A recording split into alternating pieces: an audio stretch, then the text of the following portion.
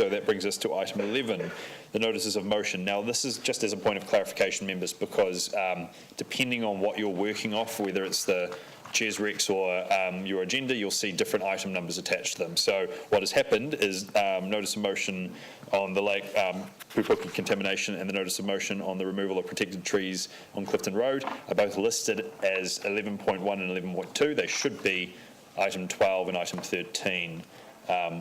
Or vice versa, is that what I'm hearing from, well, we'll have to go off the printed agenda, and the printed agenda has them listed as separate items. So either way, it's around the wrong way, but just bear with me if I accidentally call out the wrong item number. Member Cohen, we haven't quite got to that point yet. Do you want to speak to the substantives of the... I was just going to say that obviously it's been signed off by the Right, very good. I'm not entirely sure of protocol, so I'll just get a double check from members, but I'm happy for them to be taken as read because they are part of the printed agenda, unless as part of the ceremony associated. Member Gillen, do you want to read them out? Yeah. We do. Yeah. So you don't want to move it when you've got the whole lot of it. True. So in this, all the same, Okay. it is your notice of motion, Member Gillen, so Sure. you can introduce them. So, so apologies to members for the change. This was worked upon with Christie and with other recommendations that we include the management plan advice, and as we've heard today, the issues with Lake Pupuki extended beyond the recent pollution incident. But I also recommend to see something along the lines of that we ask officers to liaise with Francis Moxie and local residents with the view to supporting a community or residents or volunteer group for Lake Pupuki. Sorry? I don't think we want to give it a title as yet, because I mean he was using the term Lakeside Community Group. I mean whatever title they ultimately choose is up to them, but as sort of with a view to, I think it was with a view to supporting the establishment of a community response or community. Well, I just had a consultation community volunteer group because that's what we have in our parks. Community volunteer and group. Then whatever evolves out of that will be fine, I'm sure. Community volunteer group. Okay. Thank you. So, and I think the issue's been well canvassed. You happy to second? Yeah.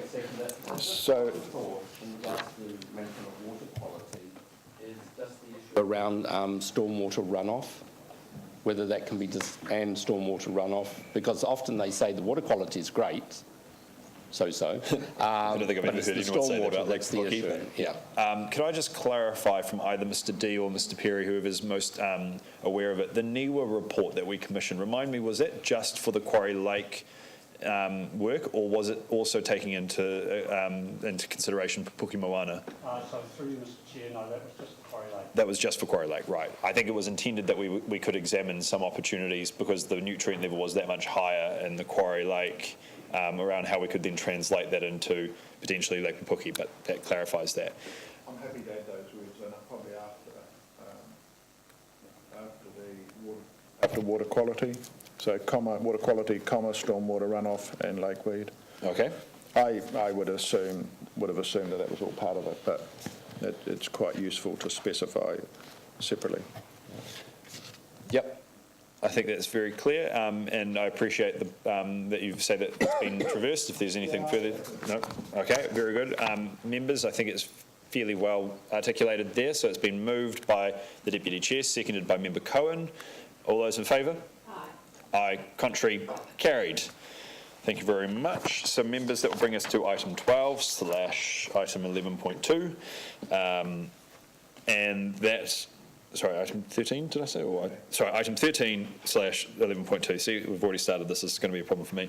And there haven't been any changes there except for, I think the printed agenda had a minor error. Was this the one? Although it's been redistributed. So unless someone was really quick off the mark and downloaded the wrong one, which I accidentally did, there's an amended one up online. So this one again is being moved by the Deputy Chair. Member Cohen is seconding it. Anything further to add? Well, Richard touched on this a little bit, and I think it's important, well, with both of these, but it's interesting that the environmental issues are becoming more and more pertinent as the recent changes to the RMA sort of bite in to our environment. And there's some serious concerns about the effect it's having on our noted trees, and particularly the coastal pūtakawas. And this is a prime example. We've had a lot of emails about this.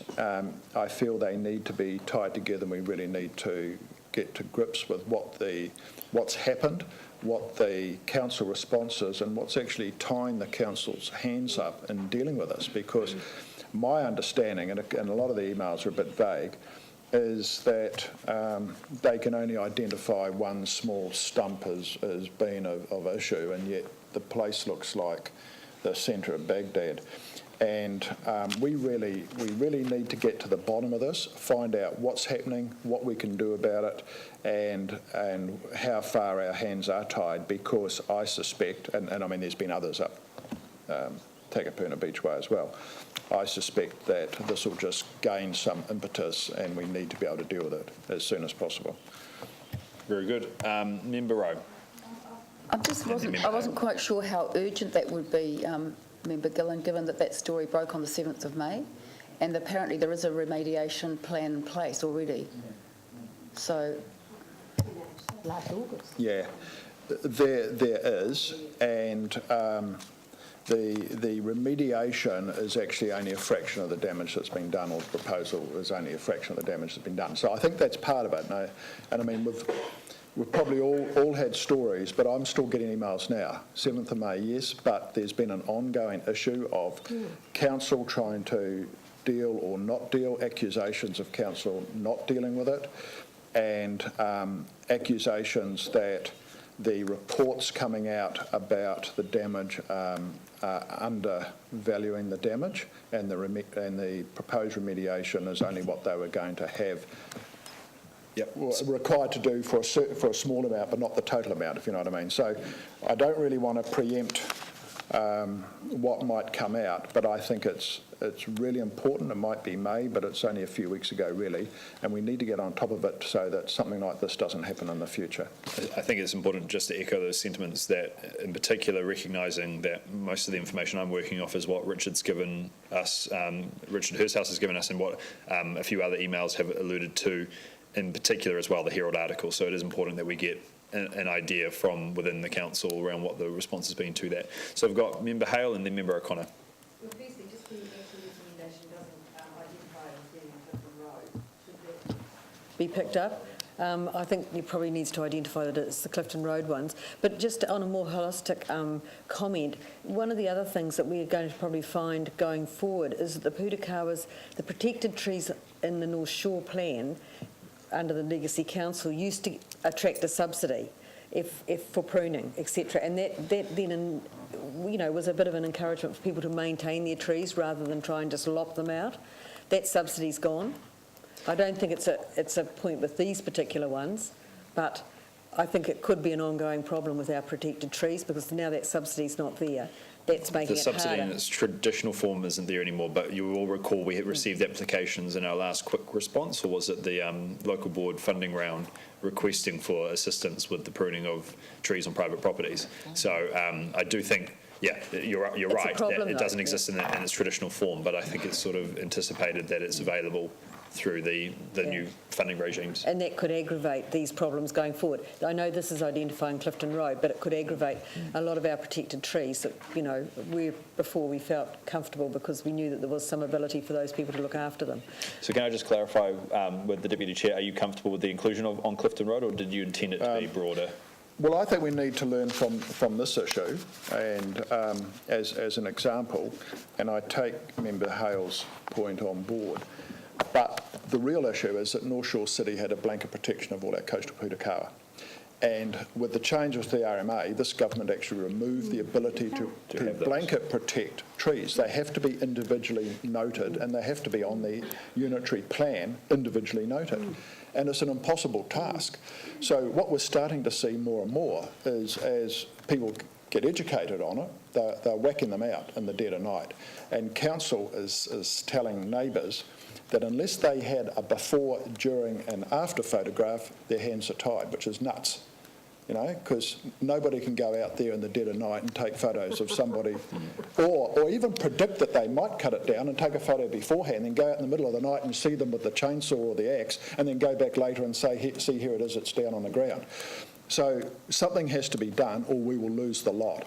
The pruning is important, but what's happening here, there's two incentives. The first is they want the view, and you know, ever since I've lived on the North Shore, which is a long time now, longer than I wish it was. So I wish I was younger. That's what I meant to say. I was going to say, I wish I was dead. Scratch that and reverse it. Yeah, okay. People have been wanting to cut these things down so that they had a better view. That's the first thing. The second is there's now an incentive or an allowance to put extra dwellings on houses. You know, and we see it in the paper every day, all the gossip stories that make the front page news about housing. So people want to put another house on the back of their seaside property and coastal property, and so they cut the trees down to enable them to do it. So we actually need to get on top of this, understand what's happening, understand what the council is doing and can do about it, and whether we need to change something to ensure that these trees are protected. Member O'Connor. Yeah, I just got in touch with Stefan Nord in August of last year that this was happening. A neighbour, he got in touch with a neighbour. The ball falls right in the government's court. It has changed the RMA. What was protected is no longer protected, and I think the council's hands is tied. We haven't got all these trees are not individually listed because they were all protected. I'm sorry that this has happened, and I'm sorry that our own Minister of Conservation has done nothing whatsoever about it. I'm appalled. I don't quite know what the answer is. I think it's what they've done in the old Waitakere Rangers, got their own Heritage Act went through. I feel quite strongly that our Pūtakawa trees on cliffs are heritage. I listened for people wanting, as Mr Gillen said, wanting to skip the view, and my argument was a tree is actually a view. I really do think the Pūtakawa trees are beautiful views, and I think people may be coming around to this way, but they can all disappear, and they're holding up the cliffs. Those cliffs, it's particularly long in Clifton Road, right where these houses are being built, they all slipped in 1946. So anyway, I can't foresee what's going to happen to the land in the future without the Pūtakawa trees. I think just also is worth clarifying, my understanding is similar to what Richard pointed out before, just around the protection of the trees, because I appreciate that the default is they should be listed individually, but also if they are in a, is it special ecological area or coastal ecological area? Yeah, and there's that gap, obviously, where these ones weren't and there are others that aren't. So I think it's just worth highlighting that there are other provisions, but certainly the gap has been known by this board and by other organisations along the way, and it's just a question of whether that loophole can be closed.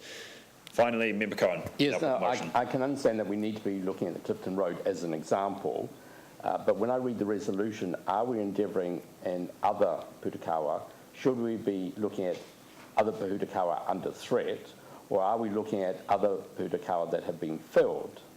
Because on one hand we want to look back, on the other hand we want to look forward. I think realistically it's probably broad enough that officers could provide us an update on both.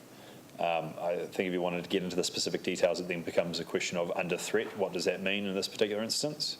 So, I mean, that's my interpretation, unless the Deputy Chair has some suggestions of changes of words. Well, I agree with you. My original intention was to look at this as an example to guide us going forward with other potential issues, and because I think if we start looking at every single Pūtakawa tree and the potential and evaluate whether it might get felled or not felled, we'll be tied up for a long time. And it was just a matter of looking at this one to guide us. And you've kept it broad enough to say Pūtakawa as well, so it's not just the coastal Pūtakawa. but I think that will be where predominantly a large number of them are. Does that address the No, I'm just drawing it to the tender, that's fine. Thank you very much for that. So it's moved by the Deputy Chair, seconded by Member Cohen. All those in favour? Contrary, carried.